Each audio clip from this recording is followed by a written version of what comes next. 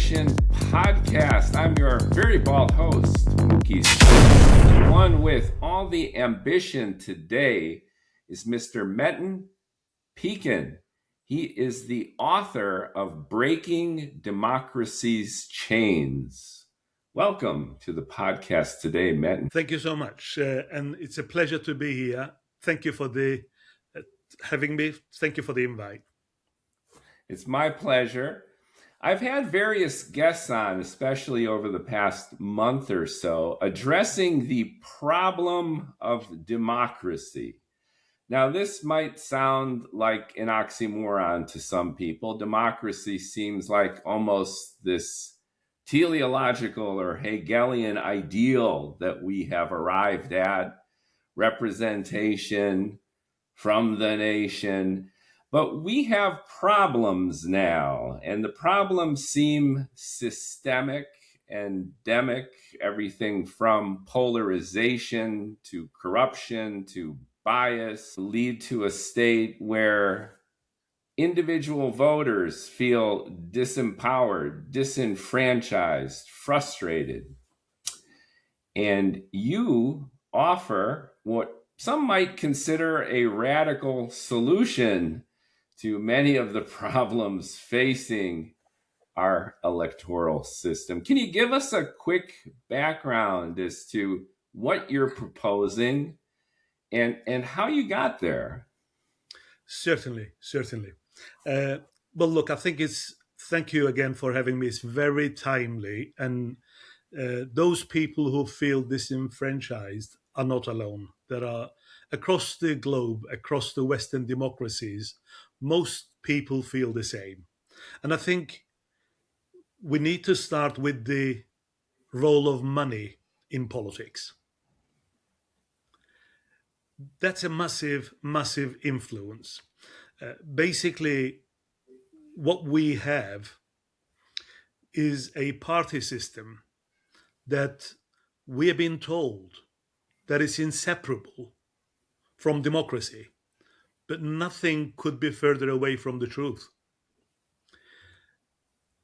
Parties, let alone being true representatives of the people, they are gatekeepers of the power. They filter candidates, ideas, policies before even it gets in front of the people. So, very current, and I want to be bang in middle, neither left nor right, because I think that is a trap. But if you look at the current conflict with Iran, about 40% of the American people oppose the war. Only around 20%, according to Ipsos survey, are in support of it. So overwhelming majority of American people are against the war, against conflicts. And in fact, President Trump was elected on the promise of ending endless wars. And yet, you had votes through the Congress that does not limit presidents' powers. The war continues.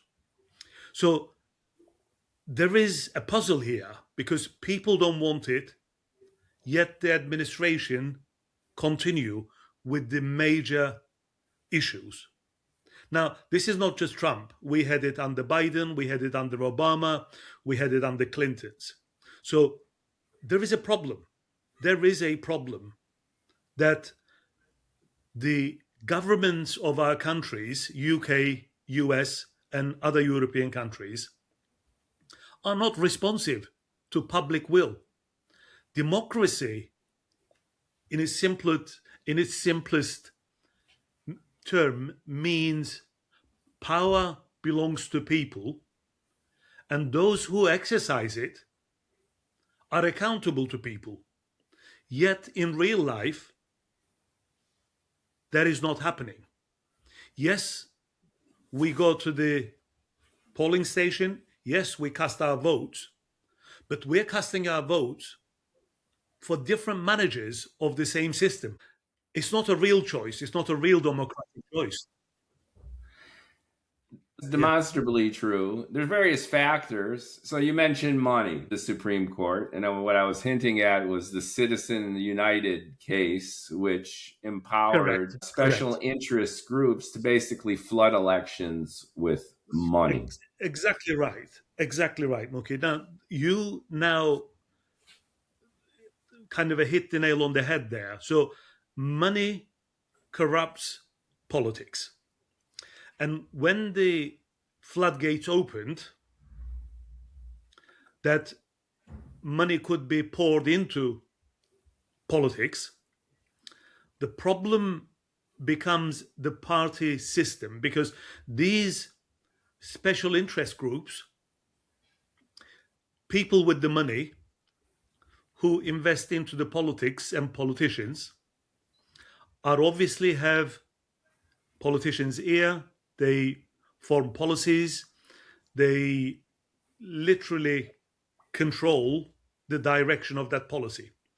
And they filter people who share their views, who are going to be serving their interests rather than the interest of the public. So we're on the same page there. Money. You brought up another issue too, which is even the primary process in a rigidly two-party system.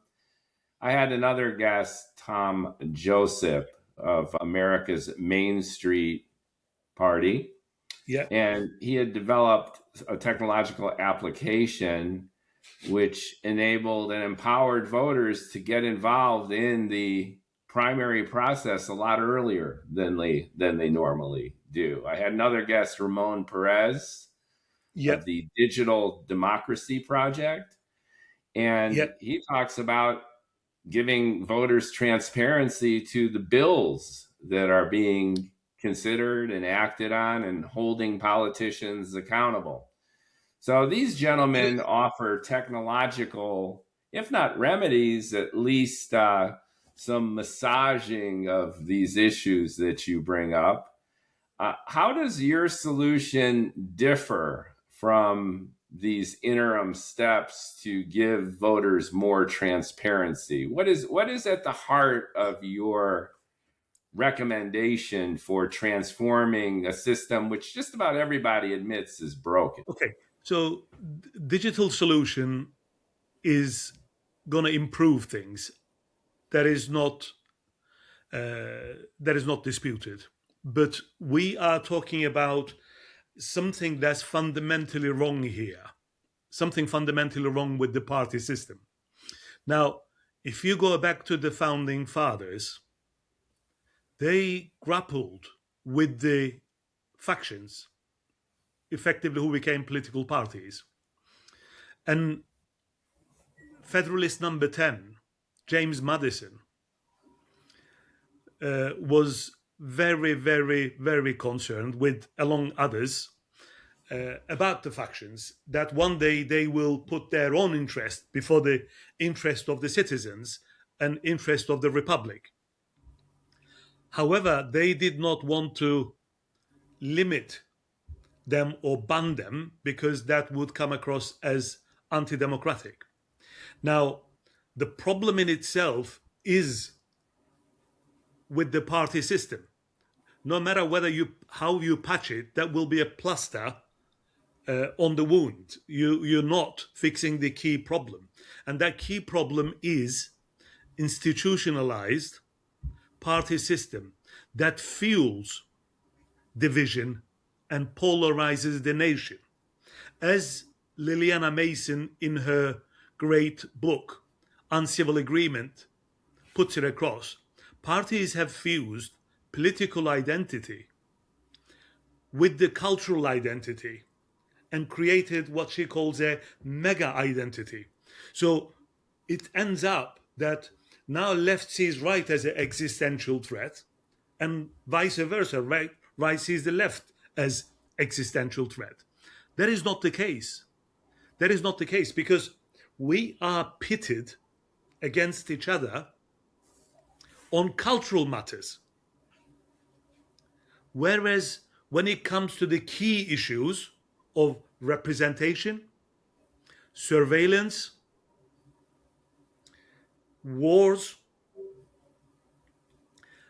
cuts to public services, you couldn't get a cigarette paper between them. Wars continued under both administrations, Republicans and the Democrats. So whether it's blue or red, surveillance continues on both parties. Civil liberties are being chipped away.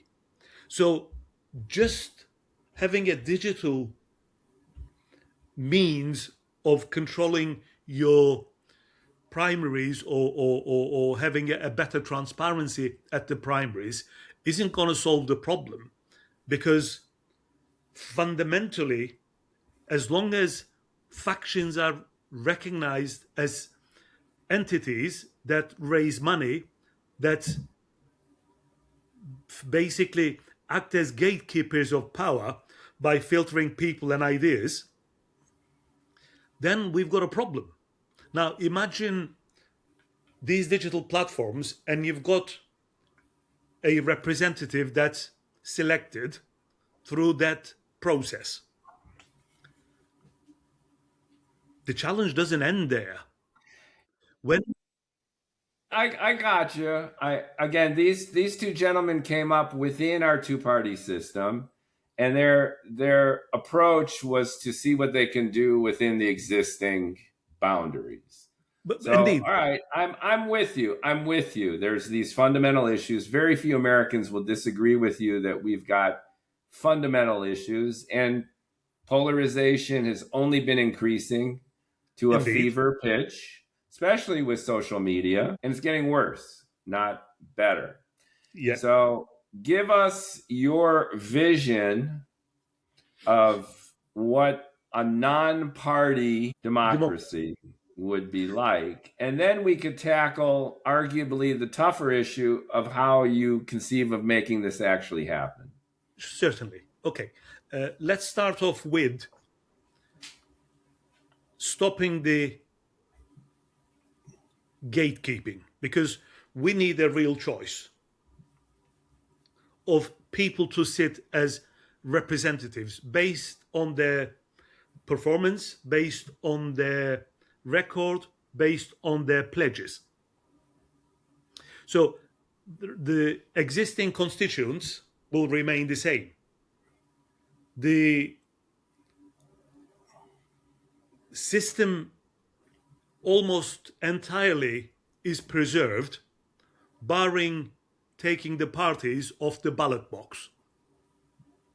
So it's not radical in that terms. We're saying, well, look, there is some states and whatever, you take the party labels off the ballot.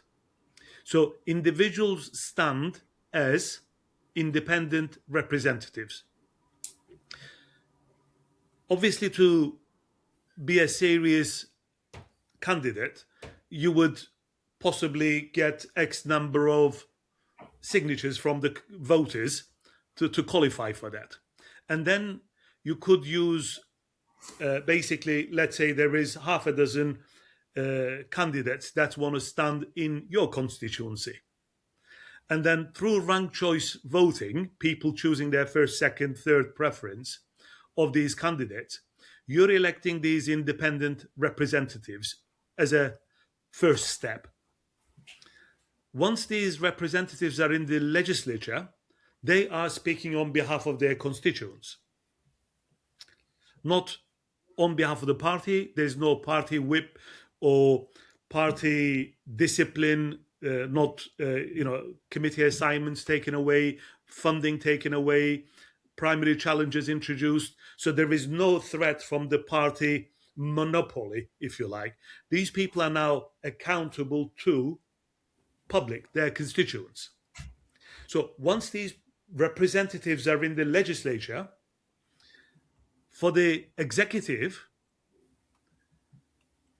the 400 and odd numbers, whatever the number is in US, representatives could nominate president and the running mate candidates to a process. The ones that get the most backing through voting and through panels and talk shows that they host in America as a tradition, laying out their policies, they will narrow the field down to two presidential candidates and their running mates. The winning ticket will form the executive as they do now. The runner-up will assume the role of opposition party, but without the party affiliation, basically scrutinizing the executive and informing public and the independent representatives on alternative legislations or alternative interpretations of what's being proposed, so that independent representatives are now accountable to their constituents. There is a structure in place to have the same system continued. Now what you have is a natural evolvement of the democracy from this monopoly of party system to true representation and independent representatives forming coalitions around each and every policy and using their conscience and the opinion of their constituency so that they can make decisions that is in the best interest of the public rather than best interest of the funding machine of military industrial complex, big pharma, finance, you name it, or other special interest groups. This is a matter of life and death. In principle, this sounds intriguing and exciting. In practice, certain challenges bubble up almost immediately. Let's start with the electorate. Not even talking about money and influence and backing. Let's talk about the individual American voter. Yeah. The onus now is placed from the parties to delineate in broad strokes, and there's overlap and there's contradiction.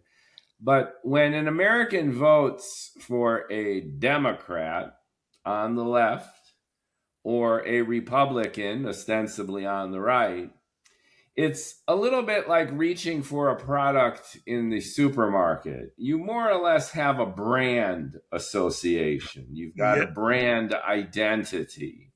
Yep. And at least in traditional terms, the American left has been an advocate of a set of principles. And once again, there's variability, there's overlap, there's ad hoc inconsistencies, but generally speaking, if I vote Democrat, I am voting for a candidate who is more or less the following: in support of bigger government, in support of what we would consider humanistic values, affirmative action, give the underdog a little bit of extra help. I'm in favor of public service programs and big public service projects. And the list goes on of the left progressive Democrat. Conversely, mirror, mirror, if I vote Republican, I want less government. I'm tired, especially now, I'm tired of affirmative action and minorities being treated special or different. Yeah. And I want a tight border and immigration cut. So you see where I'm getting at. So from your system, just so I better understand what your solution proposes, you have individual candidates with their own sensibility about all of these issues. And then when I vote for Metin or Mookie, then I get Metin's opinions or Mookie's opinions. And frankly, the onus is on me to really figure out what this person is all about. Now, how the hell am I going to know as a voter what I'm getting with a Metin or a Mookie? And to be honest with you, I don't have time to peruse a roster of dozens of potential candidates, each with their own position on all of these issues. And the two party system sucks. It's biased, it's corrupt, it limits my ability to influence the government, but more or less, I know what I'm getting. Like when I'm Or, in the supermarket and I reach for a product, or do you? Or do you? Let's just analyze that. I more or less know what I'm getting. Okay, cool. So how do you address this baseline issue of stripping candidates of party affiliation, voting on them individually, and the limited bandwidth, sometimes no bandwidth, of the American voter? Going back quickly to our founding fathers, we're not even so much a democracy as a representational democracy, right? It's a representative democracy. And we have the House and Senate, and the House is from each district. And Yes. it's like the House of Lords and the House of Commons. There was an inherent distrust of the common voter Yeah. built into our Constitution. So you're turning this around. You are empowering these unwashed masses to make these big decisions, and you expect them to know an awful lot about a lot of candidates. How is this going to work out? Okay. So we are in a different era than the founding fathers. Founding fathers, during the founding fathers' time, the communication was not instant. Information was not available. We didn't have the typewriters. We didn't even have radios, never mind television and internet. So we're talking about information age. And, from social media, the information is distributed, decimated instantly, and people can reach one another, organize instantly. Has this made us smarter or more polarized and more stupid and misinformed, or That's a both? very that's a very very good question. Look, I mean, it probably will take another few hours for us to open up that topic, but suffice to say, tools. Internet is just tool, just like the guns, like the you as a country are big on civil liberties and your guns and whatever you. Internet is only a tool. It's how you use it that Yeah, and matters. that's It's, why I brought up these two gentlemen who are using the internet in a way that you yeah, described, which it's a, is enhancing transparency and empowering the individual earlier and deeper in the election process. correct. So Well, I'm with you. I see where this is going, but I'm on TikTok. I'm an influencer on TikTok too, and I get a tsunami of idiocy with every post I make. It's that is correct. astonishing when you dip your toes into the cesspool of the internet, you do gain a lot of transparency, and you're reminded of, not to sound condescending or patronizing to my fellow Americans, but the unwashed masses now have smartphones. Yeah. Well, look, you, I could not dispute your experience there, and I'm in agreement with you. We've got to call a spade, as we say here in Yorkshire, England. It is what it is. But let's kind of a break that down a little bit. We are fed from the school days and from our parents, left and right. This is ingrained into us, into our thinking. What fires together wires together. So we have been taught that parties simplify options, red versus blue, Democrats versus Republicans, agree on that. And there are certain promises that they make that they're going to do. Let's say close the borders. Well, apparently Obama sent more people away from America, illegal immigrants, than Trump has ever done. And he drone assassinated people by the thousands in the Middle East. Correct, absolutely, and that's kind of associated with the right side, rightly or wrongly. I wore blue kind of out of accident to this Okay, well, conversation. I'm black. I'm neutral. I'm neutral. So I So think we're both more or less in this libertarian kind of area where less government is better, and we want the people to be free and empowered. 100%, and that's what democracy means. If you go back to Athens, that's what democracy means. Democracy predates parties. So let me come back to the original point you were making. Now, maybe I'll open parentheses here and close it very quickly. Through digital primaries and what have you, even if you elect somebody, it doesn't stop there because the party machine, A, would have filtered those candidates in front of you. So it's not an open market of candidates that you've picked from. B, once they're elected, the party machine asserts their power, they're doing. In UK, we had conservative Republican government, Boris Johnson's government, and because 21 MPs did not vote with him with the party line, they got expelled from the party, almost ruining their career. So what I'm saying, you can have a say, or public can have a say in the primaries, but the story doesn't end there.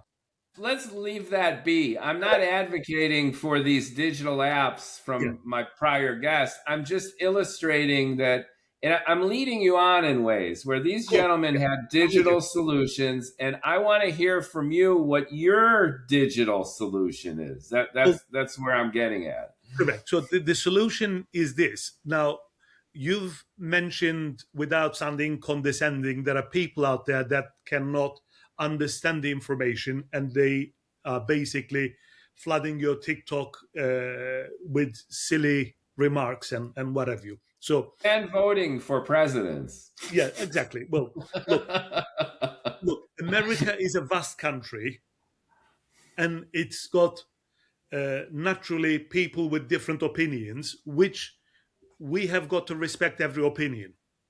As long as it doesn't go towards violence, we've got to respect everybody and every opinion. That's the basic principle. Sure, that goes to First Amendment rights. If you want to Absolutely. get on TikTok and tell me that I have yellow teeth and bad complexion and I'm an idiot, bring it on. I welcome it. Indeed. So here is the solution that the proposed system will have. Now, each candidate will mandatorily put their top 5 or 10 pledges on the ballot paper. And in a constituency, you will know each candidate's position on immigration, border control, gun rights, you name it, whatever matters to the American people as a category, it will be on there. They will be pro or anti immigration, let's say, pro or anti walls, or pro or anti wars, or whatever that may be, whatever the policy that you are concerned with, it will be simplified, and as half a dozen points will be A,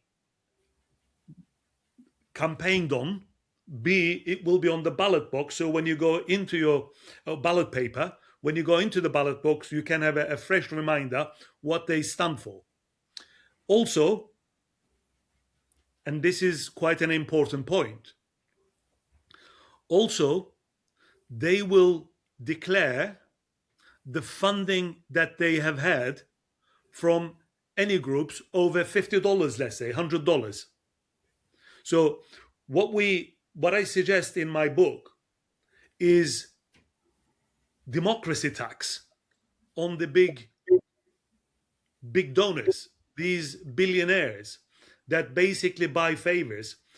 The more you donate above $500 or $1,000, like the income tax, you can tax this progressively and say, okay, you want to donate £1 million to Mookie, we'll tax you that 50% on that one. You want to donate. That's a new angle on Citizens United. That's very interesting. Oh, obviously, we haven't got time for me to explain all of the book, and I don't want to be sounding marketing here, but there We is want to hear. We want to hear what this idealized solution is about, because correct. I have another show called The Science Fiction Factory, and Yeah, people talk about speculative worlds. And yeah. to some people, this sounds like it's apropos for that show too, because this, in ways, is a dream come true that you've outlined. It's And reasonable people, this is appealing. I'm not voting for the Democrats who aren't really Democrats anymore, or Republicans. Republicans don't even know what they are anymore, because they're more or less the cult surrounding an individual who is fickle wait. and changes his mind. So, sure, it would be great that I get, just to summarize what you're saying, I get maybe on my phone profiles of candidates, Yeah, and the candidates are devoid of party affiliation. There's no more parties, right? correct. This is like a speculative novel here. Yeah, And I doom scroll through the listing, and then I see candidates who tie themselves to key issues and then promise to abide by them yeah. should they be elected. Abortion, legal Big or issue. illegal. Marijuana, gay marriage, Yeah, yeah. immigration, dreamers, Yes, foreign wars. yes. We go So on, and ex- then what? Okay, so then do I get a chance to vote from this the vote, miraculous application? How do I well, get my word in there? the votes are following the same pattern. So when you vote for your representative, as you do now, you will continue. All you do is that you will have a free market of the candidates that wants to be there, not just the career politicians who have been either compromised or corrupted, that put before you to choose between different managers of the same system. So now you've got true lawyers, true doctors, true podcasters that are coming on and say, I am a decent, honest person that I'm going to represent my constituency. But the beauty about this is this. The beauty about the system is this. Currently, let's say you are not happy with your representative. You are not going to be able to vote that guy out or that person out, he or she, because the alternative means letting the other party in, which is even a worse choice. So you are going to continue voting for that guy that ignored your wishes and ignored his promises and has done a U-turn on those. He's voted, but whereas under this system, you know what his pledges are, what her pledges are, what he or she are, where they're getting their money from. And remember, we called it democracy tax of big money. Some of that money can be spent on these candidates so they can run their campaigns. A law can be passed that local media can give these people, after a certain level, equal access uh, to media outlets. But that aside, the most important factor here is accountability, because you can actually put a finger on it and say, well, no, Metin, we voted for you last time, and you said you was going to vote for the gay rights. You voted completely the opposite. You said you were going to be anti-abortion, but you voted pro-abortion. So thank you, but no thank you, out of the window. I'm going to vote for the next guy that has been a doctor for so long, and I can trust the guy. He's got a record here. So you are given power. People have given power to punish representatives that do not represent them. Again, going back to my prior guest, Ramon Perez, his app does that in terms of giving voters, currently it exists, an application where they can actually see legislation that's active in their district, in the capital. And then they could cross reference it using the application with how their representative voted.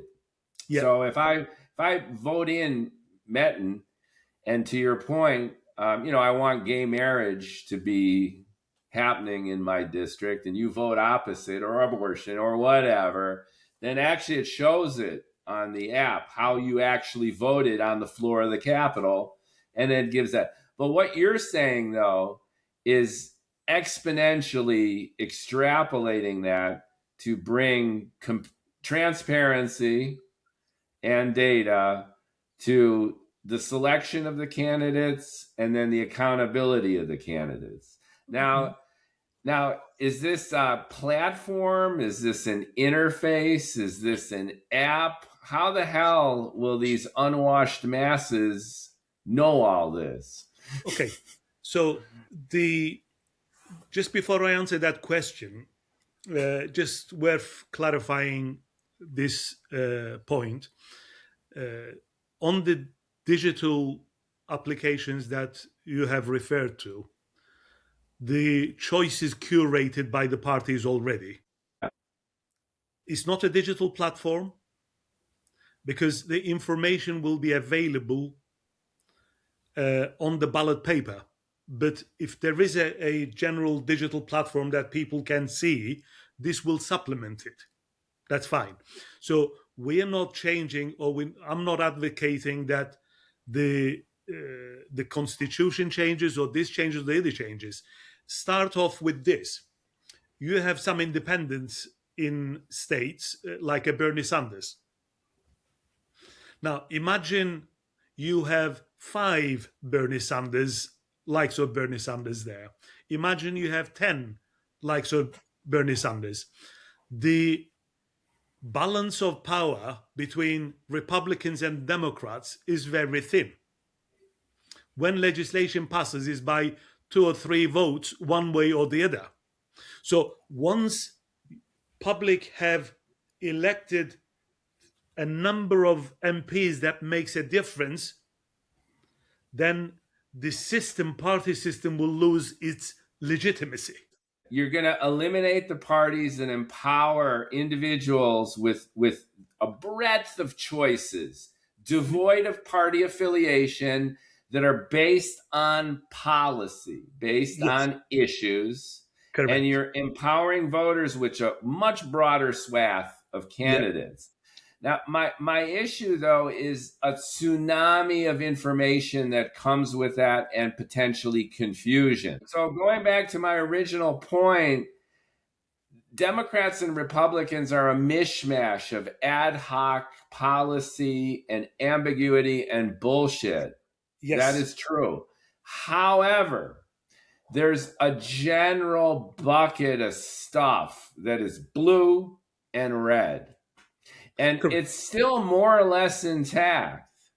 Yeah, okay, cool, So cool. Fair when point. you propose destroying that, okay, I can't imagine that these unwashed masses are going to troll into a voting booth and look at a piece of paper with 24 candidates, of which there are 5 to 10 policy issues, and be able to realistically simply execute their right to vote in a way that's coherent and manageable.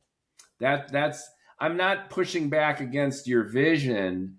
I'm merely introducing a logistical hurdle Yeah, which is in ways central to many of our problems in yeah, democracies. There's just too much information, there's too much noise. yeah. Understand that. Understand that. Let's kind of unpack that. Let's deal with that. But it suffice to say, parties do not, like you said, it's a mismatch, do not represent anybody's views entirely. They're aggregators of votes, and they get different groups and different beliefs in under their umbrella to win elections. Yeah, and then they compromise. Everyone knows they Exactly. compromise. Exactly. So, but that's not our problem. Let's just kind of move to the proposed system. Now, yes, people are not going to be able to digest every legislation, but that's not what is asked of the people. Now, imagine a scenario where I've got into trouble with the law. What do? I'll go and pick a lawyer. And if that lawyer is good and he's got a good reputation, that he prevents people going and doing jail time, he's going to have a reputation. I have a health issue. I don't have to be an expert on the health. I go to a specialist, one or two of them, and they will sum her up. They don't have to explain to me what that illness or disease does and does not do. They will summarize it for me and say, here is our options. This is what we will do. Likewise, representatives should be representing us. So we'll look at maybe two, maybe three, maybe five. It depends how many people are able to get over the threshold as a serious contenders. So we're not going to have a flood of candidates. There's going to be a threshold for them to get enough support locally for them to be serious candidates. What is that vetting process? Because you're swapping out a party infrastructure with its Correct. vetting, with its money, with Yeah. its funding, okay, Yeah. and its organization. You're Yeah. throwing that in the garbage. Correct. Got it.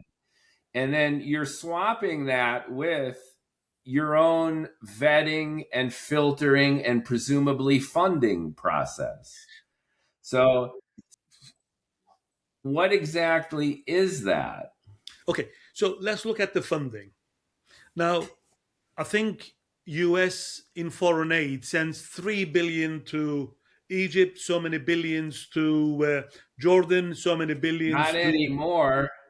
they still are. They still are. Trust me, they still are. Sent 170, 90, whatever, 300 billion to Ukraine. Now, United States is the superpower of the world. The it kind of hurts me to say, but if we cannot fund our politicians, there is something wrong. There is something wrong. We have been taught from the education through the media, but I want to open parentheses about the media. Media is now owned by the same billionaire class. Are you saying that the government is going to fund these candidates? Well, I'm Is not is saying that that exactly. part of your vision, part of your Well, I'm solution? not saying that exactly because it is for Americans to decide for themselves as to how they can do it. What I'm saying, what I'm arguing, is that the current democracy based on parties is not a representative or accountable democracy, and that problem goes back to the founding fathers that they were.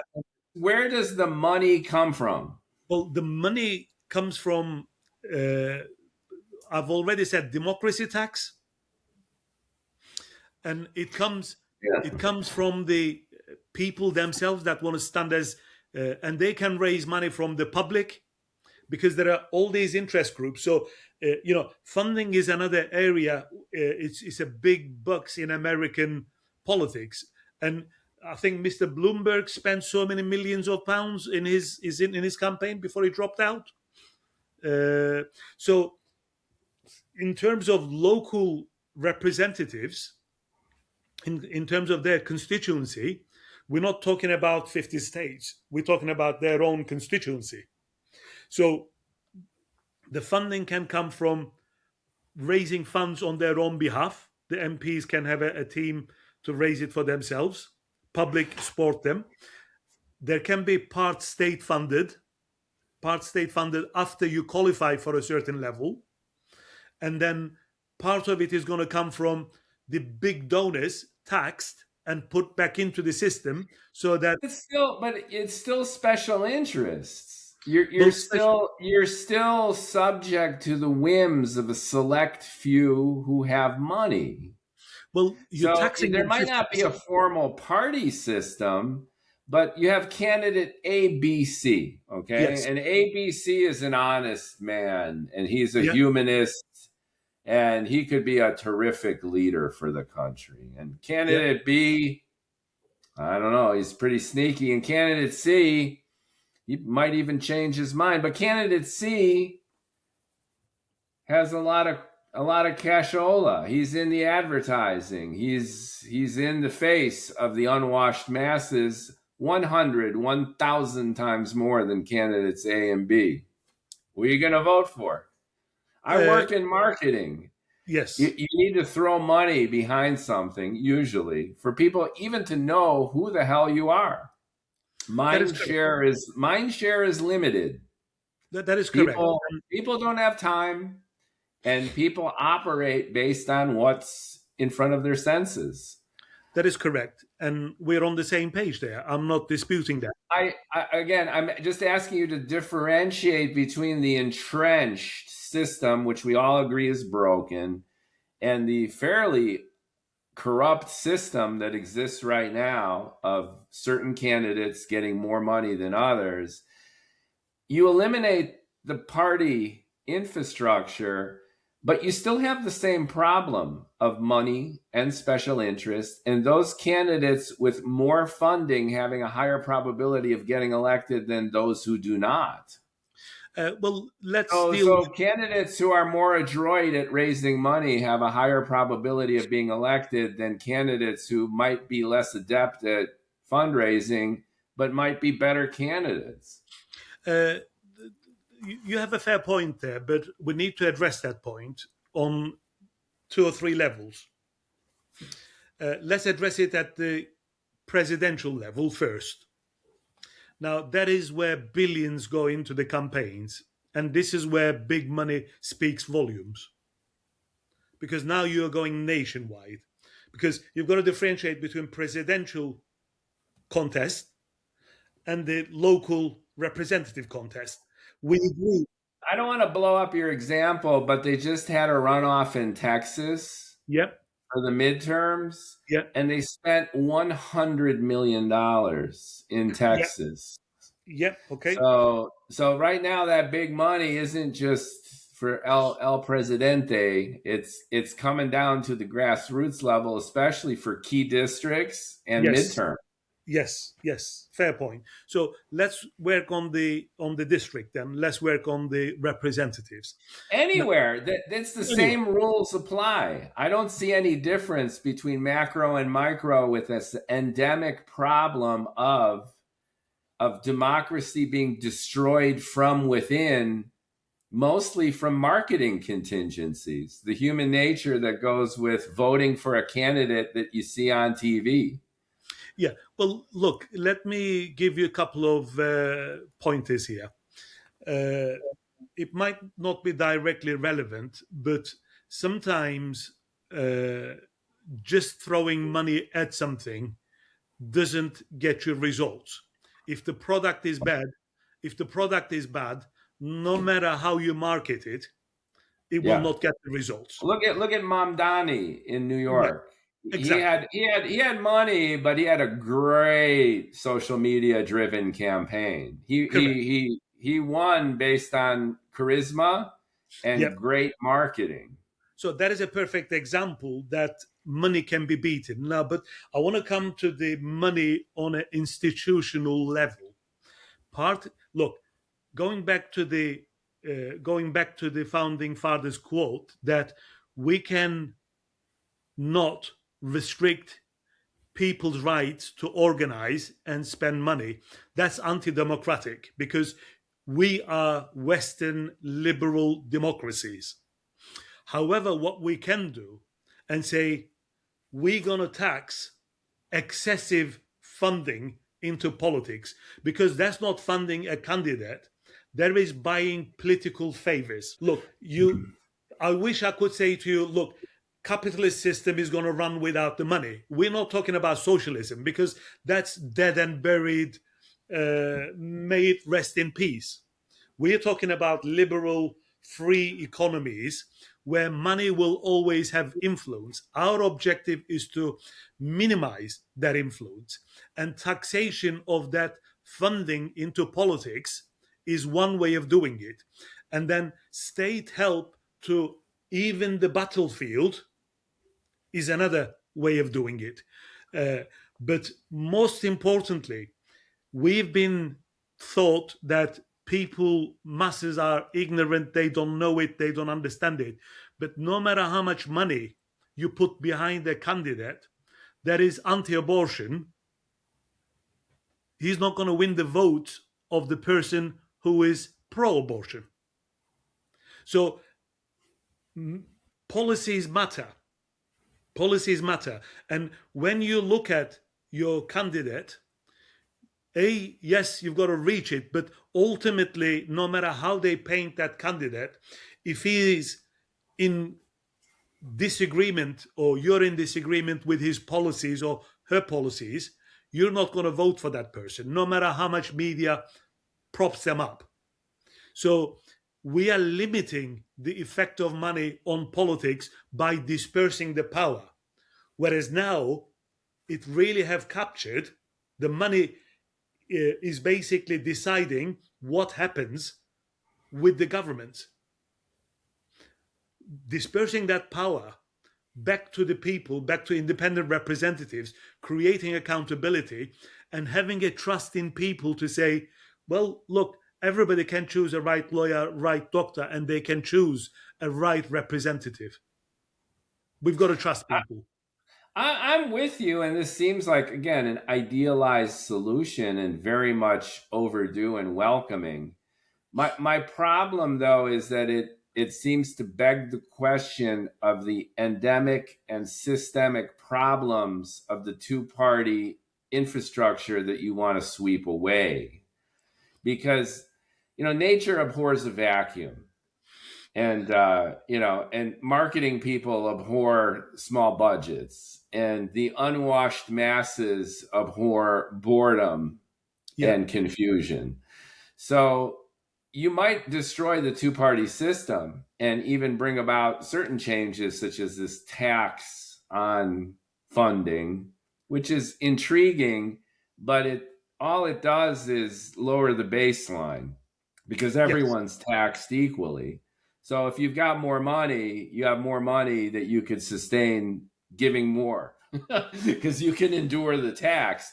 So I'm just trying to figure out how destroying the political system eliminates these endemic problems, which have more to do with marketing, communication, human nature, than they do with party politics per se, because party politics are fueled by these core human foundational biases and inconsistencies.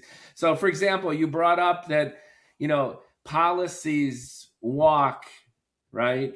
And bullshit, doesn't talk, right? Because, if you're opposed to abortion, then there's no way you're going to vote for any candidate who would believe otherwise. Well, look at the millions of minority voters, especially African American men, who swung to Donald Trump.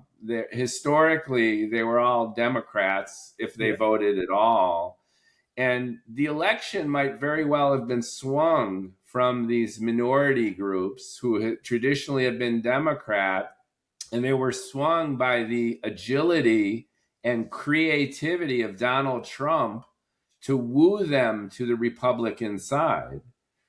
That didn't have anything to do with policy per se, and it had to do with creativity and balls, if you want to put it that way. He went for it. He was in the McDonald's drive-through.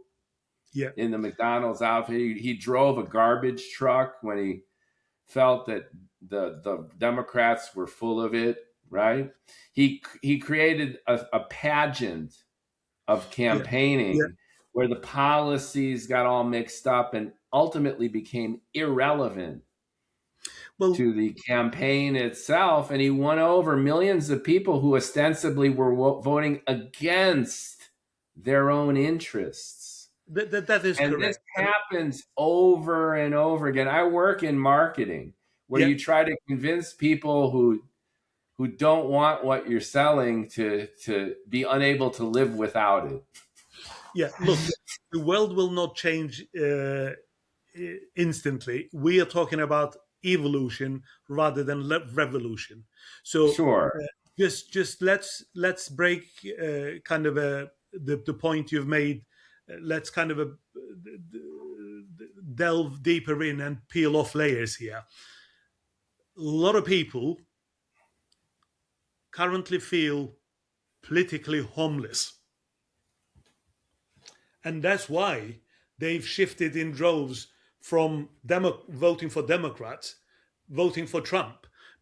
Why? Because war in Gaza and slaughter in Gaza continued under Joe Biden. And guess what? Could you guys have picked a worse contender? Kamala Harris, for God's sake? We could say that, but look at all the Muslims in Dearborn, Michigan, who, to your point, swung from Joe Biden, who disappointed them by being complacent about Gaza. Yeah, And then they voted for Donald Trump, who, in his first administration, rose to power with the Muslim ban. Remember that? correct. Exactly. So memories are short. And Oh, I like what you're stating though, which is like you have nowhere to go. So the enemy of my enemy is my friend, exactly. and memories are short. And now Trump is bombing the hell out of the Middle East and is super pro unilateral, unconditional Israel. So Yes. surprise, surprise, not. Well, he misled people because he even misled the MAGA base. That is He has true. misled them. He's misled them because he said no more endless wars. And They're not saying it's endless, but he is bombing the shit out of the Middle East. oh, That's for sure. certainly, certainly. I mean, look, the system in Middle East is being propped up by the Western, if you like, regimes, let's call it, or the system, because that regime or system does not represent the American British people. Because the donors and the role of the big money means these lawmakers, these presidents, blue or red, are acting in the best interest of the oil companies, military industrial complex, and so on and so forth, and banks who make money out of all these things. So returning the power to people is the only way that we're going to end these wars, because guess what? It's regime changes. They've done it in Iran in 1953 when when the Mossadegh had nationalized Iranian oil and not allowed British to kind of take the advantages. What happened? CIA and MI5 have toppled the guy and they've installed Shahriza Pahlavi. They are Americans don't understand that our legacy with Iran is duplicitous yeah. Well, look, and quite nasty. They yeah. hate us. The Iranians hate us for good reason, and Well, this is forgotten in the narrative. I I'm not justifying it, but I'm just saying that you bring up relevant history to consider current events. I would like to qualify that point. I don't believe Iranians hate Americans or No, Americans no, hate not the middle Iranians. class. It is the system. I do not like the clerics or the princes in the Middle East. That's not and that's not a democratic system. That doesn't mean that I'm anti any race or origin. I love America. I love American people. Uh, I love the country I live in, Britain, and I think we've got liberal freedom and so on and so forth. And ancestors had fought for this freedom and liberty that we have a duty to sustain and improve. So when it comes to Middle East, these families that run countries in the interest of themselves and in the interest of oil companies and defense companies. So it's not in the best interest of the Middle Eastern people, neither is in the best interest of the European or American people. Uh, so I'm with you. We started off with Trump and saying, well, he actually misled people, and the system as it is, Democrats let their voters down, so they moved on to Trump and voted for the Republican candidate. He's got in power only, only to be a lot worse than what Joe Biden is. So yes, you can blame them and say they've got short memories, or you can say, what can they do? What would I do if I were in their shoes? What would you do if you're in their shoes? The options were you vote for Kamala Harris, which was more of the same, continuing with Joe Biden, or you would have this right wing person. Traditionally, you didn't vote for them, but he's saying he's going to end the war. So you believe him and you vote for him. Foolish, maybe. Well, I think the motivator for these minority folks who did flip was primarily economic. They saw Donald Trump on TV. He's the apprentice guy. Yes. The pandemic had tons of stimulus, but it precipitated a horrible inflation, which ate up everyone's checkbook.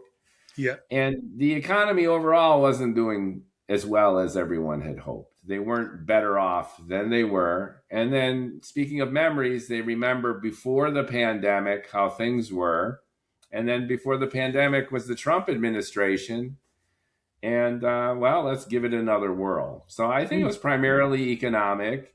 To your point, there's only two choices. So, well, this sucks. I'll just go for the other guy.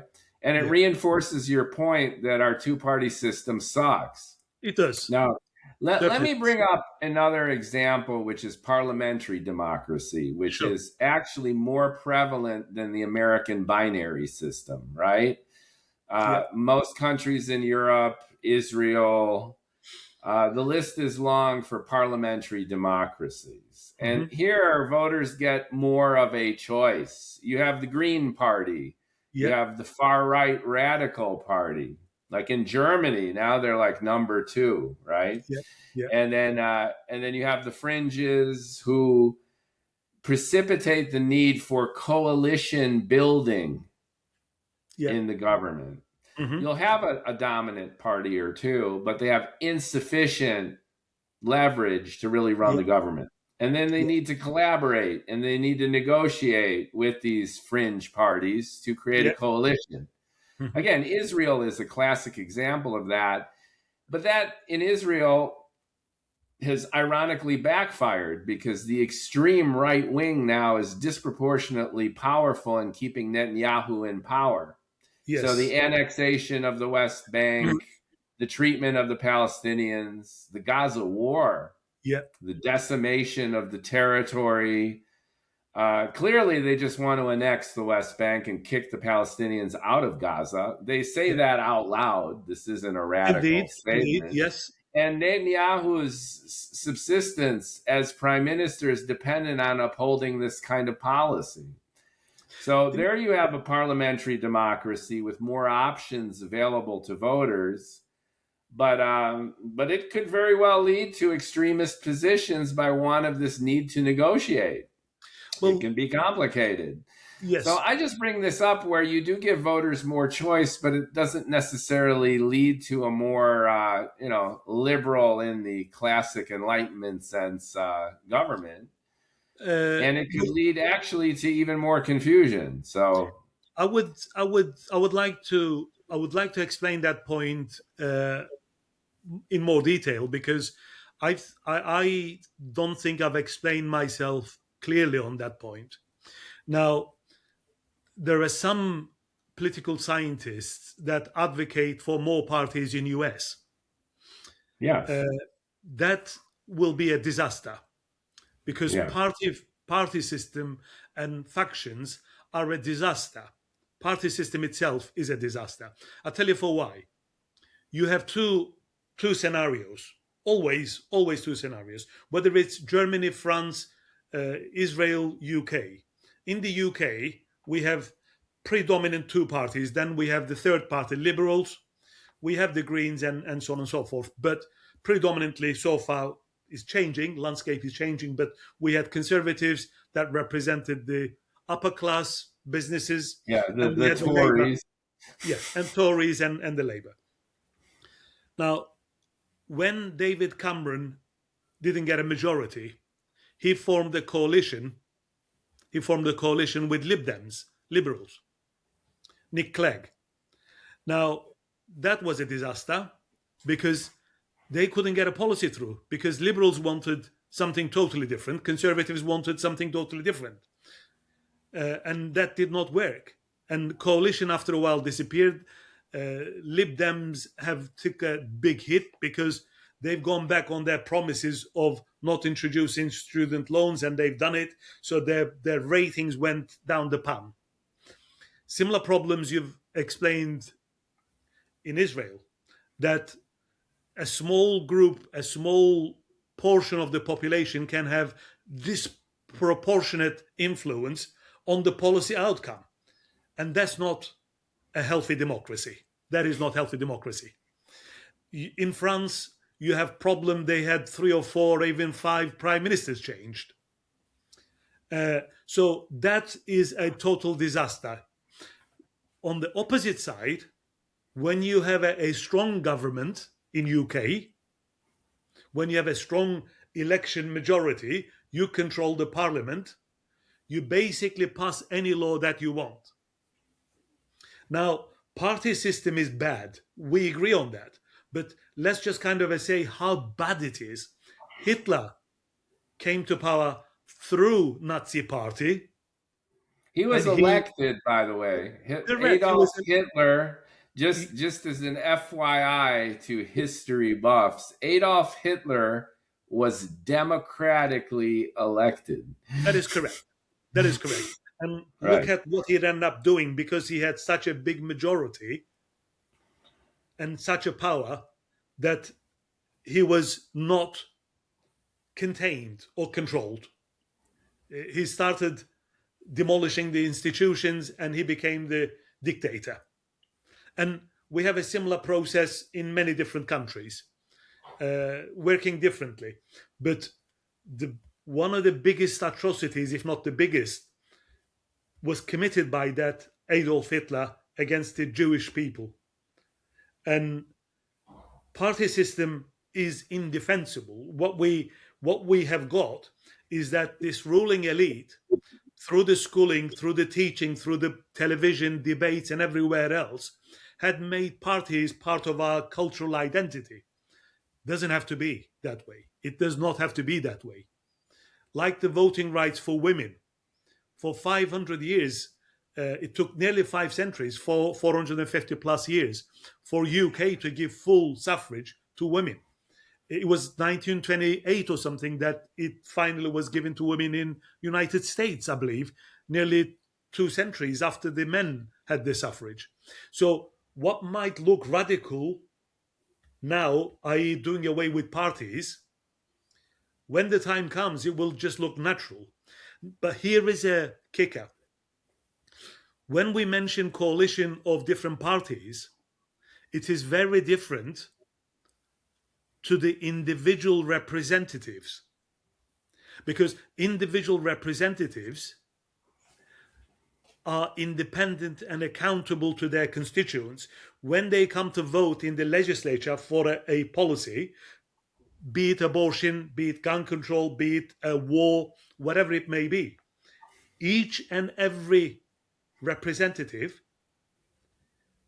votes on his conscience, on his promises, and on his instructions from his voters, because if he doesn't listen to them, he's going to be kicked out on the next election. So here what we have is basically policies that command the majority of the public's opinion will pass through as legislation, and the ones that don't will fail through, or they will be amended to reflect the bigger population. So the proposed system does away with extremism. Everybody will work around coalition building. And I want to revisit the point you've made about confusing the people. We are not confusing the people. When the president is out there campaigning, I know there's the role of big money, we'll leave that aside for a second, but you are looking at his key policies that concern you. You're not looking at everything. Same thing goes with the local representative. You're looking at the key, where that person stands on the key policies. If he's in tune with your beliefs, then you vote for that person, and then you expect him to behave in the parliament or in the Congress. If he doesn't, then you have the right to punish him in the next cycle of elections. So the system may look radical, but I would call it natural evolution of the democracy. I mean, it's a map territory thing, right? So the map is corrupt. It's increasingly ad hoc. It's been institutionalized based on special interests and the powerful and the wealthy. And the territory in its essence is a one-to-one correspondence between the individual desire and wish and hope of the voter, and that voice translating seamlessly to representation in government with that individual's best interests at heart. Exactly. So what you're trying to do is create a seamless connection between the voter and their desire, their representative person in the government, and then the engines of legislation, which don't get fuzzy and misled and corrupted and, in a sense, perverted by big business, big money, big interests. So that to me sounds noble. It's just, if I've been pushing back, it's just the mechanism and the logistics of doing that in a way where we don't perpetuate the same problems that got us into this mess in the first place. Indeed. And it's a very valid point and very valid concern. Dispersing the power can only be a good thing. I would hope so. But it begs the question of two things. The one is the continued tyranny of the majority. So, most districts in the United States are purplish because, we're increasingly polarized. Some states are red as hell, like South Dakota is 99% Trump, probably higher than that. And then other states are equally blue.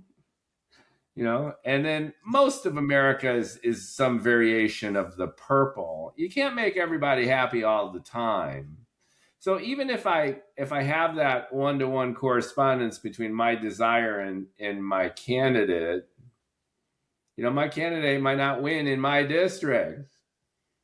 So then that begs the question of my desires and my rights translating into the law of my land. In a way that is as seamless as you envision. I guess that's one of the backstops of democracy by nature. You can't have everyone happy, but that's one problem. And the other one is the judiciary, which we haven't talked about at all. Yeah, where the judges, right? The Congress makes the laws, the judges interpret them and enforce them.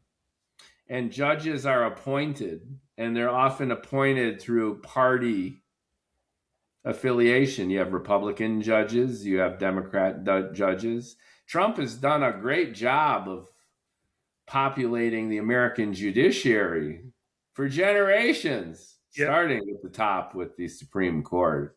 yeah, So that's another factor which bolsters your argument as to the inherent failure of a two-party system or a party-driven system, because it infuses bias within the courts too. indeed, indeed. And that's a Yeah. big, big, scary thing because founding fathers have purposely split the powers so that people's will is not taken for granted and not used against people. It's not captured as we see today. So they had these prophecies.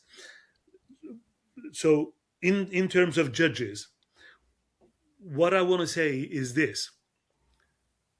As Liliana Mason says, parties have fused culture with politics. And that's what's created this polarization. In fact, there is a research that Americans, reds and blues, actually agree on 100 plus points. Yeah, They're I not, believe it. yeah. So we're not, as social media and other media makes it out to be. These are the fringes that media gets views on sensations. Mainstream media is owned by the same elite that control the narratives. We know how many journalists had been kicked out. Tucker Carlson is one of them. If you don't behave, you get kicked out.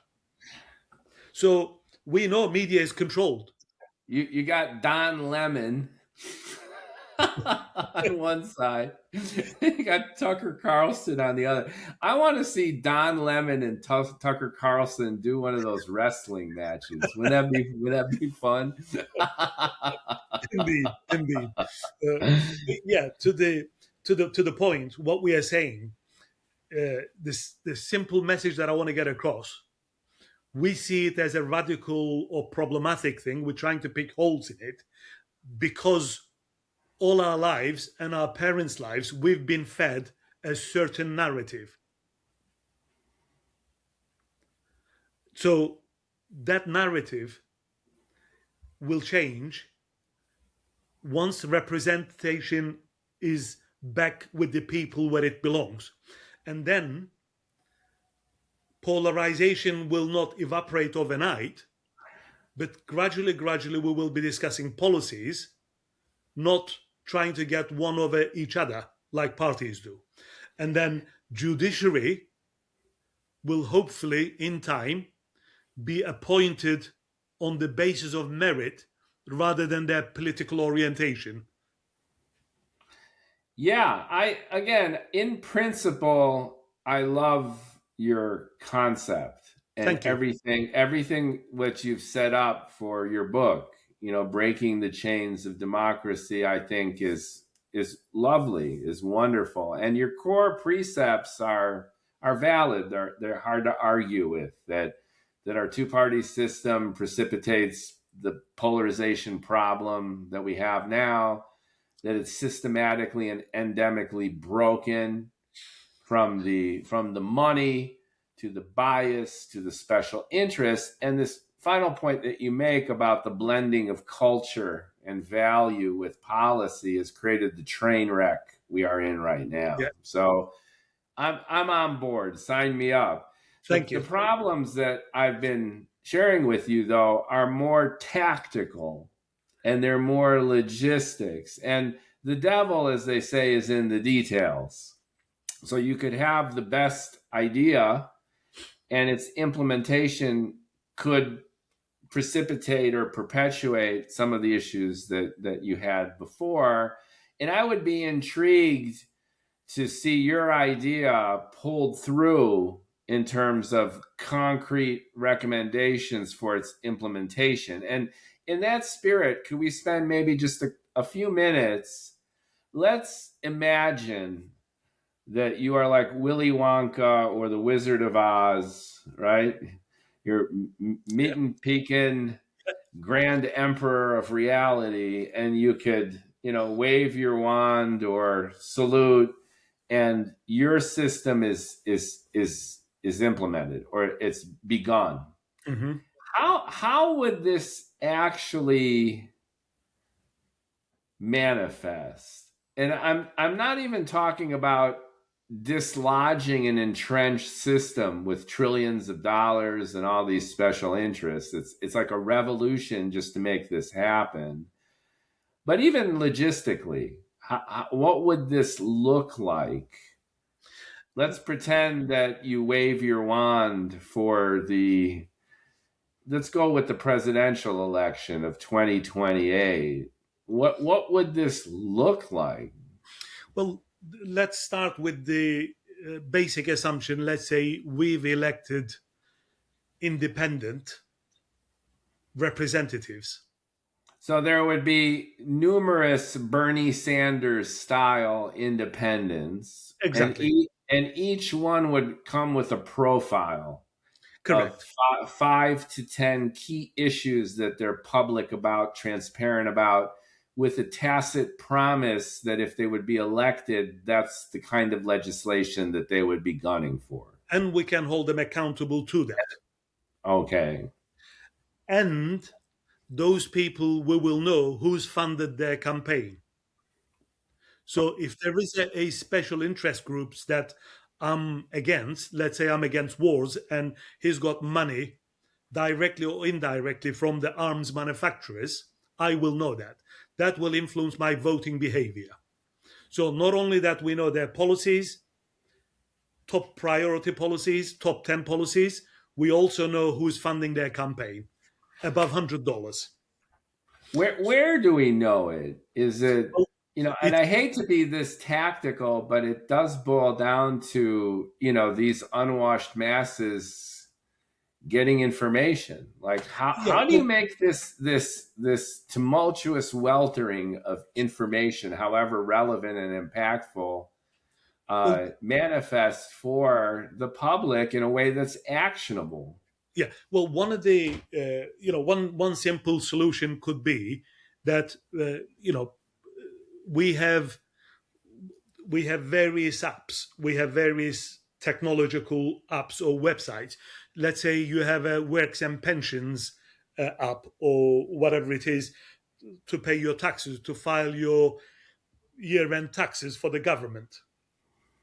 And that's not an app you and I created. That's a government app that's available to every citizen in their area to go in and look at that app and say who's funding my candidates in my area and what is their top policies. You can read about them, top 10 policies. So it's a central bit of information. One way of doing it is available to the public who is wanting to go and have a look at it. Admittedly, some people will be ignorant and they will not even look at it. Most. Yeah, well, that is debatable because Yeah. I think without a proper survey and getting the numbers and percentages right, I think it's very difficult to put an estimated number on it. But there is scientific observations that say 10% of the population, roughly 10% of the population, of any population, no matter what, are compassionate. The other 10% of the population are evil, no matter what. Yeah, it's the bell curve, right? Correct, yes. And the 80% in the middle The follow the system. 80% don't give a shit. Well, that's one way of putting it, yes. They follow the systems. So far you got me, but intent is one thing and being informed is another, right? And Correct. then taking action is yet another. Yeah, correct. Well, look, people are not political scientists, but if you decimate the information into top 10 policies and who's funded them, they will know who they want to vote for.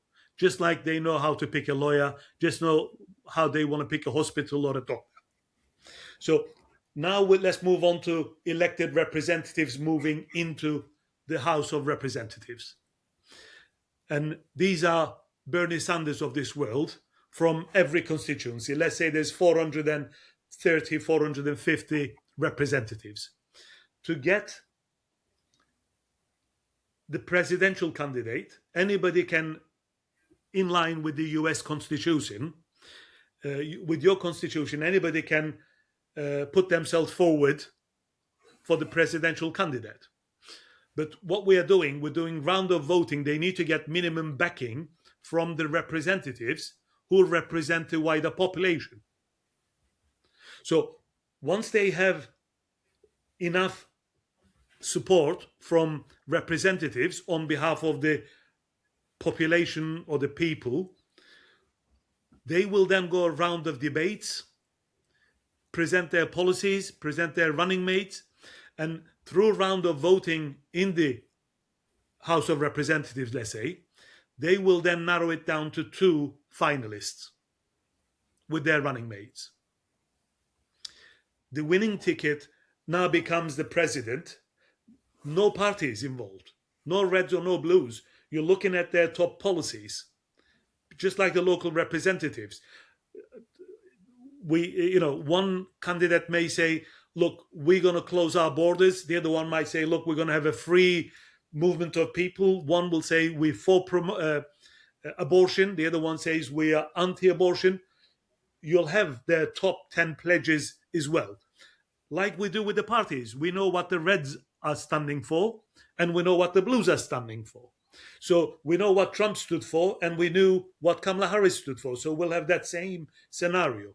But no parties. We've elected those people. The winning ticket has become the executive branch, form their cabinet, and we call it ministers, but you call it secretaries.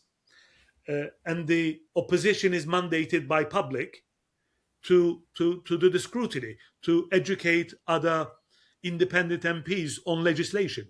So the whole system puts the power back with people where it really belongs. That's the meaning of democracy.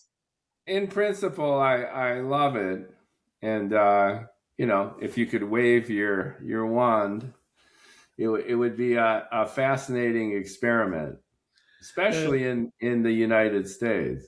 It's an idea. It is open for debate for scholars, for people, politicians, yourself, myself, public. We need to debate it. This is not a written prescription that solves every problem. Details can be worked out based on cultural and historic systems, respecting the Constitution. How did you get here? Can you tell us just a little bit about not your personal life per se, but your trajectory as a businessman and how you arrived at publishing this book? Cool. Sure.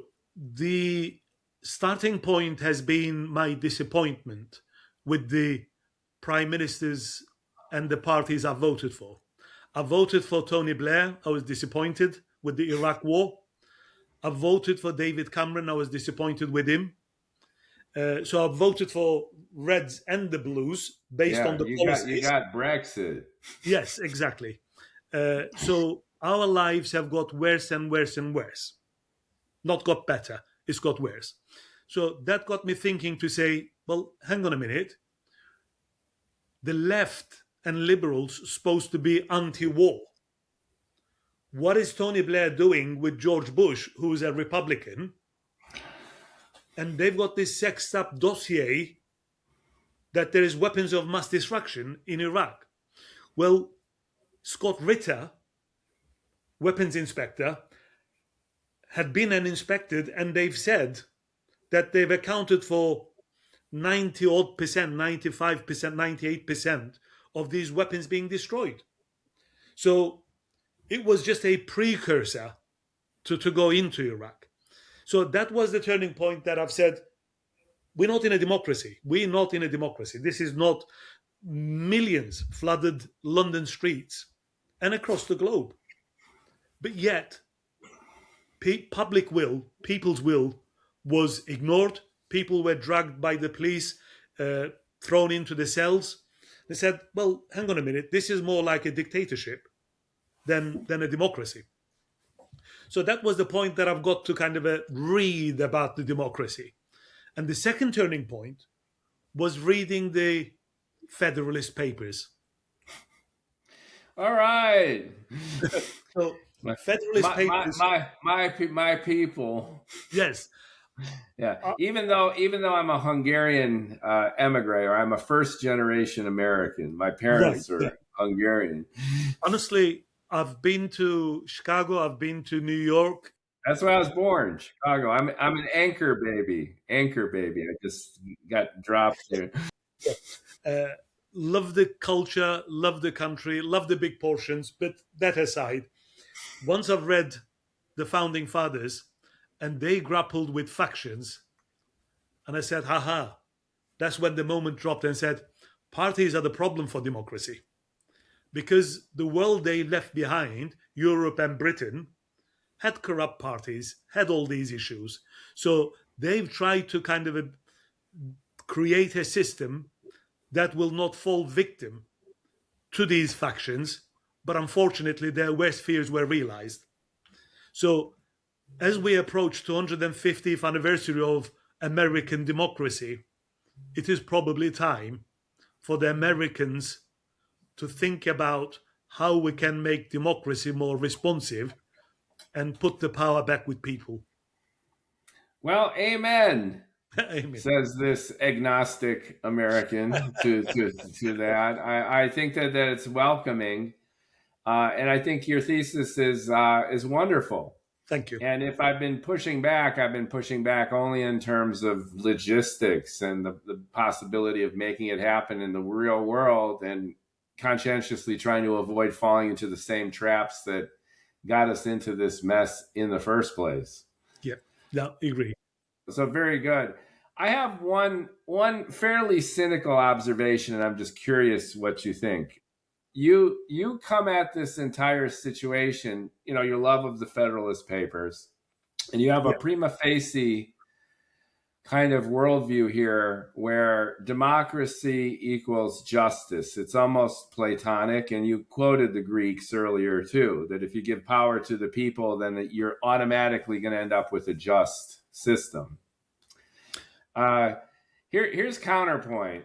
When the internet first took off, there were bold predictions that it would do exactly what you're advocating your democratization schemata would do. That if you give everyone a voice, that if you empower every internet user with the capability of not only being a consumer of information, but a publisher, that you're going to lead to information correcting itself. You're going to have this engine of truth, this engine of democratized humanity. And by making everything global, instantaneous, transparent, you're going to bring freedom to the world. And as we've seen, that vision has not played itself out. It's almost Newtonian. For every action, there's a reaction. For every kernel of truth, there is a halo, almost a tsunami of misinformation. That when you empower individuals with a voice, they're going to use that voice in their own interests, and their own interests, your 10%, 80%, 10% bell curve, you're going to have a very, very vocal 10% wreaking havoc and mayhem because they've been empowered to do so. Speaking as an American familiar with my own country, I love America too. But I feel that the core behind our two-party system goes beyond the biases that you've mentioned and described, and have something fundamental to do with attitudes that are here. You have a group of Americans who believe that America should be white, Christian, male, and heterosexual. That is America. Mm-hmm. And then you have another group of people who believe in America as the globe's melting pot of humanism, equality, fairness, and they look at the government as an arbiter of many of these virtues. Yeah. And this has been fundamental to our history, throughout our history. And this Democrat Republican divide and the polarization that has evolved, to me, as an American growing up in America, the good, the bad, and the ugly, our current polarized climate seems to be representative of this kind of duality. And I'm curious what you think about it, because you, in a sense, are bringing the internet to the world of politics. Yeah. And I'm wondering if have you ever thought about this backfiring? That if you give everyone a voice, might it end up radicalizing us as much as it frees us up? Uh, well, start off with the internet, as you said, as an example, and freedom of information. Now, what we're talking about is not really parallel to that, because not only the internet, now we have AI, the deep fakes, and so on and so forth, Yeah, it's even and more intense fake now. news. Not to quote Donald Trump here, but unverified news that people say, and so on and so forth. So that became a chaos. The system we look at is very, very different to that, because we are not sending millions into the House of Representatives. We are preserving the same constitution. We are preserving the same representation. We are giving people power to vote, and that's about it. So people have that power now. They can vote in and out a But party. but Metin, they're choosing candidates. Correct. Okay. So And just like in Germany, one aspect of a parliamentary democracy that I always found fascinating is that it gives much more transparency as to the will of the people than a two-party system. Here we have the Democrats and Republicans, and the dividing line is 49%, 51%. yeah, Right? Either correct, way, it's only correct, a 1 or 2% correct, sway, especially in the presidential election. very true, It's almost never more than that, right? correct. So there's no transparency. We don't get to see the lifeblood, if you will, of America. But if you look at a parliamentary democracy, for example, Germany, and you see the rise of the radical right, Yeah, the extremist right in Germany. yeah, Okay, yeah, so you don't need much of an imagination to figure out what's going on there. And because it's a fringe party that becomes mainstream over time, that is an indicator of where that society generally is moving.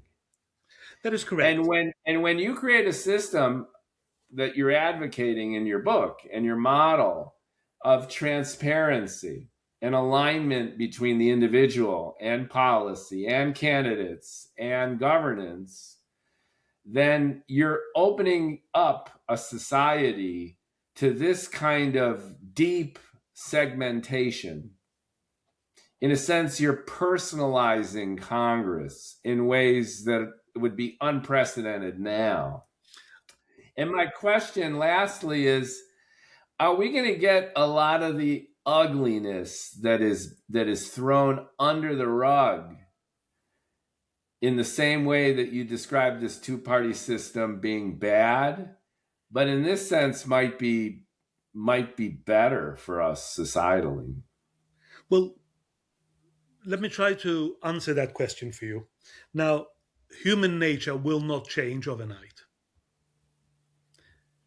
We know that. We know that it's not going to change, because we is part of nature and nurture.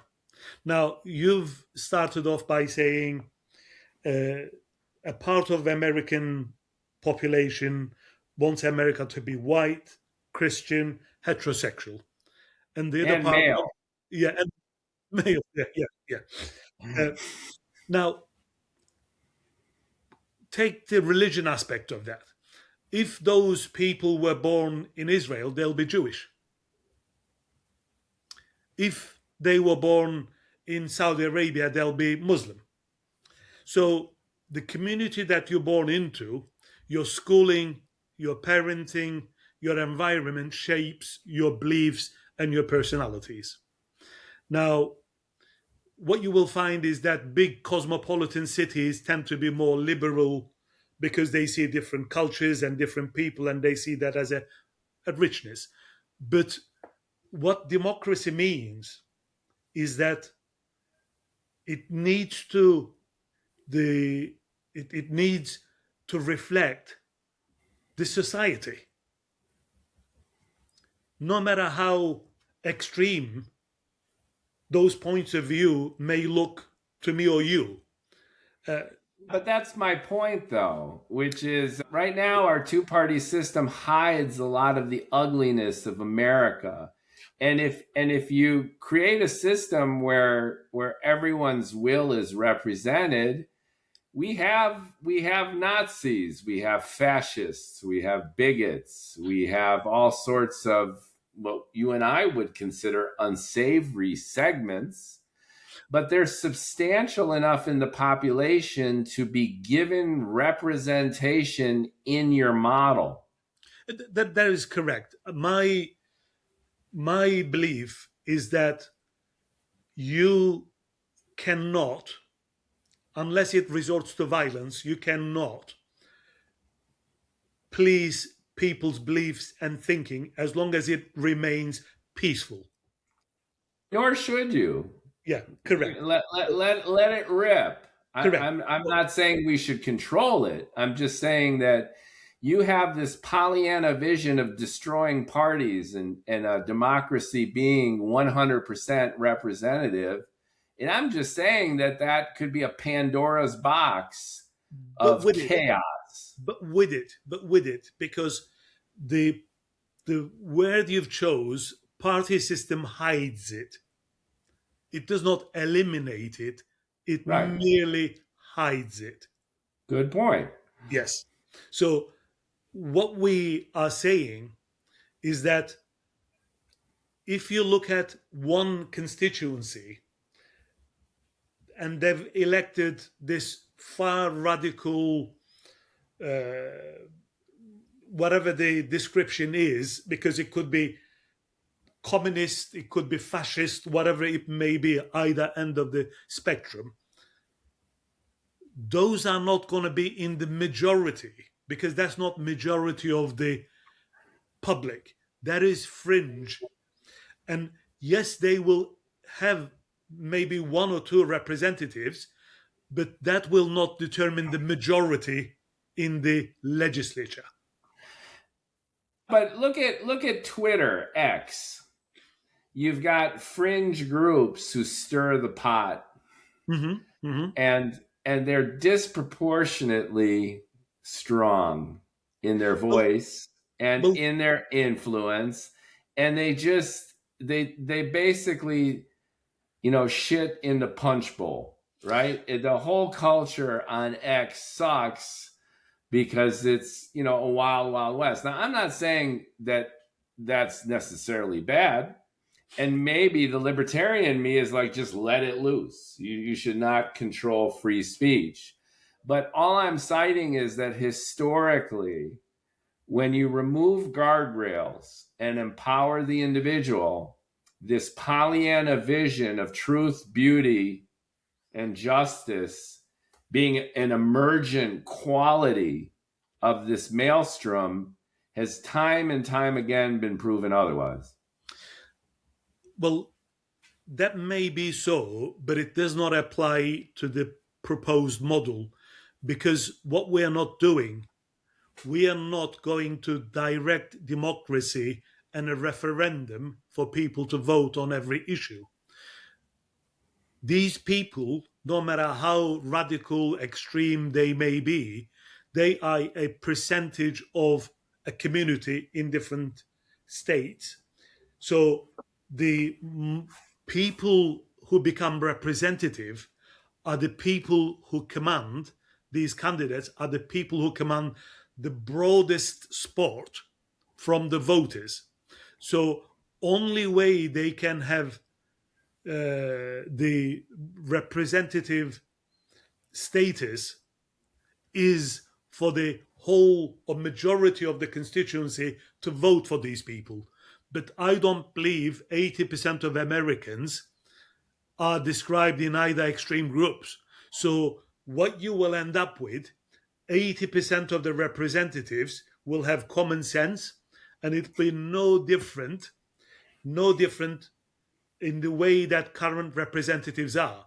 I mean, let me kind of make a reference to Lindsey Graham. Lindsey. I mean, people in Washington, I'll let you go. I have some Lindsey gossip, but you go ahead.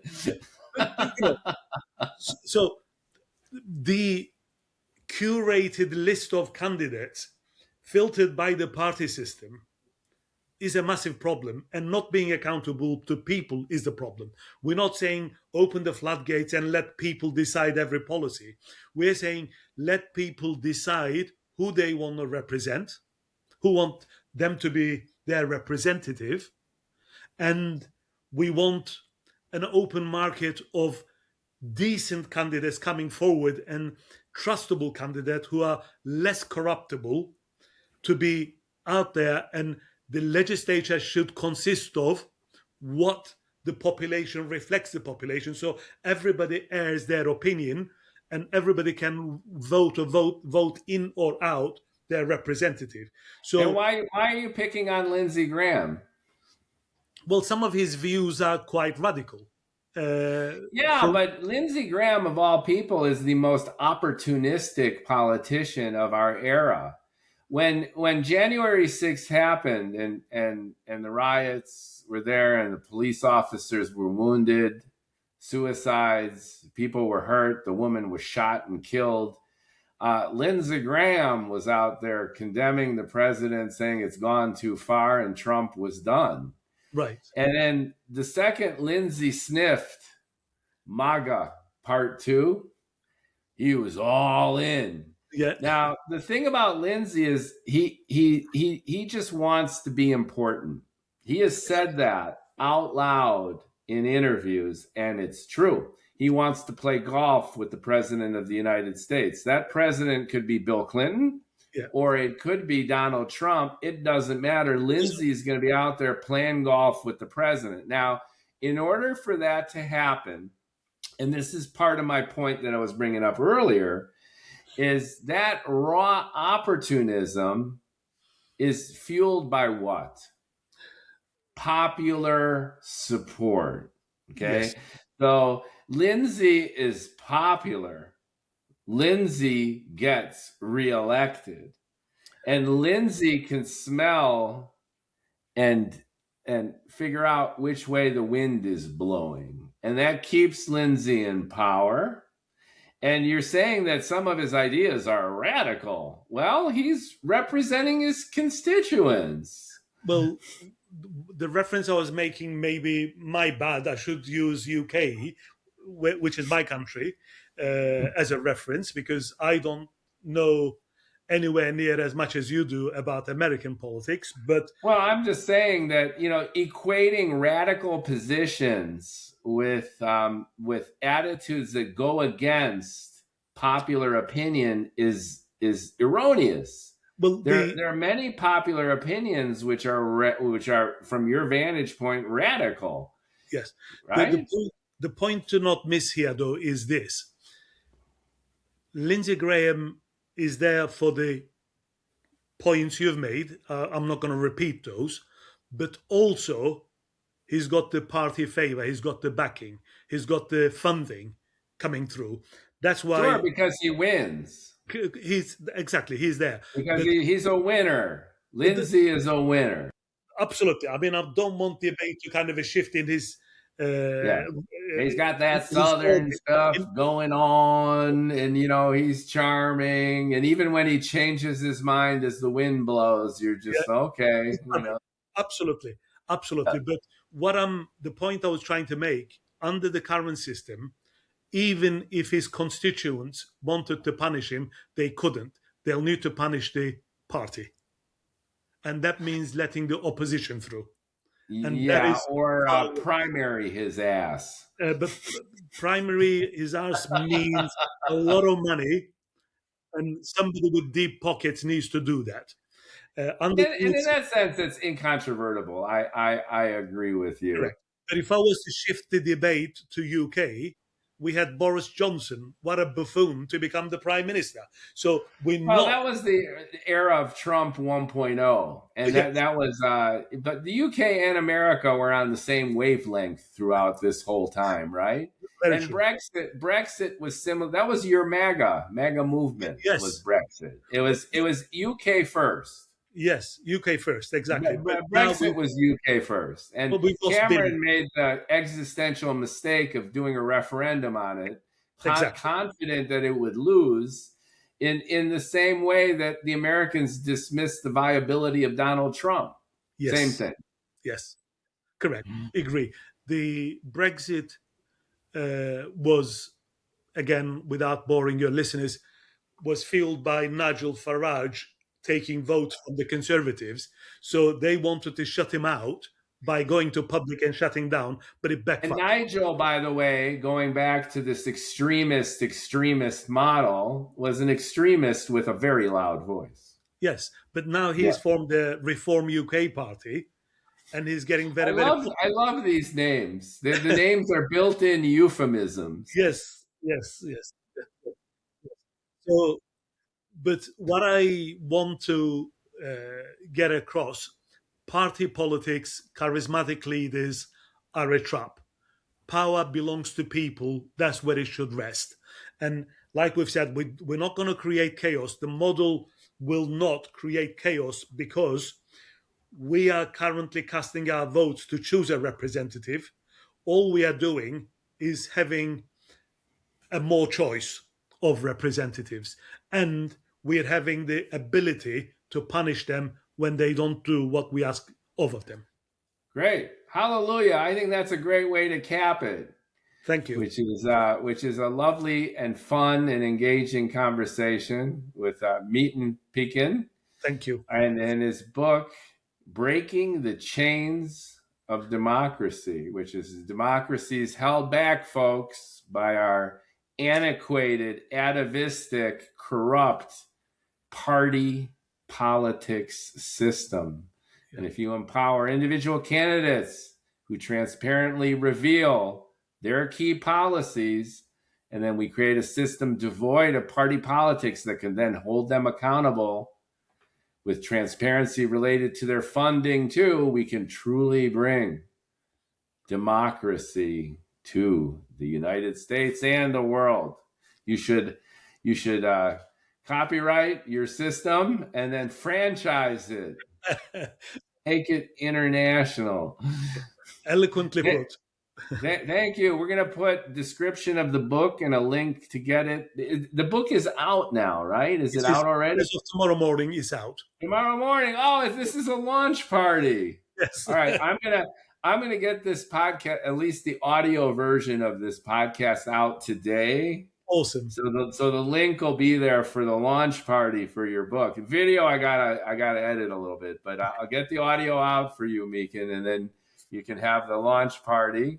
And awesome. I wish you well. And I love the sentiment behind it. And I hope more and more people start to embrace this idea and figure out some of the Mookie criticisms, or at least observations about implementation and how, the devil is in the details, right? Most definitely. And like we said, it's not a revolution. It's not a radical change. It is natural evolution of democracy. Power belongs to people. Ooh, represent. And this is coming from two libertarian-esque guys. We're not like radical hippie lefties here, right? We want less government, but we want fair government. We want efficient government, and we want government devoid of big interests and corruption. Very, very true. Yes, indeed. Yeah. Totally. Awesome. 100%. Like, comment, share. Thank you for listening to the Bald Ambition podcast. I'm your bald host, Mookie Spitz. And the one with all the ambition has been Mekin with this awesome idea for zero party politics in our politics. Thanks for listening. And we can bring you back in 6 months, a year, see how it goes. And then we could feature your sequel. Thank you. We'll look forward to that. Look forward to that. Thank you so much.